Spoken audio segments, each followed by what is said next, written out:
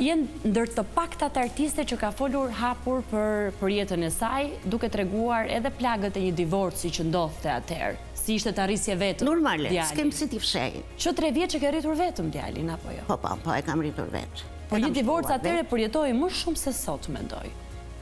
Ishte pak opinioni, por unë se kam vrarë mendjen për opinionin, sepse kur të vjen në majtë hundës, do me thënë nuk shtyhet më, nuk shtyhet. S'ke çfarë ti bësh. S'ke pse të vësh vetin tënde në siklet, fëmijë në rrezik. Absolutisht. Sepse nëse familja s'do të jetë e shëndoshë, e fëmija do të ketë, me thënë, vështirësitë e tij në jetë. Kishe vështirësi financiare në rritjen e djalit? Shumë fare. Ashtu ishte koha, sepse atëherë nuk punësoheshim dot. Me gjithë moshën që isha shumë e re, por atë vetëm një pagë kishe. Pastaj ne, si shqiptarë, do ndihmojmë pak vllajin, do ndihmojmë pak në maman e këta tjerët, ose ai pjesë ka gjë se kështu.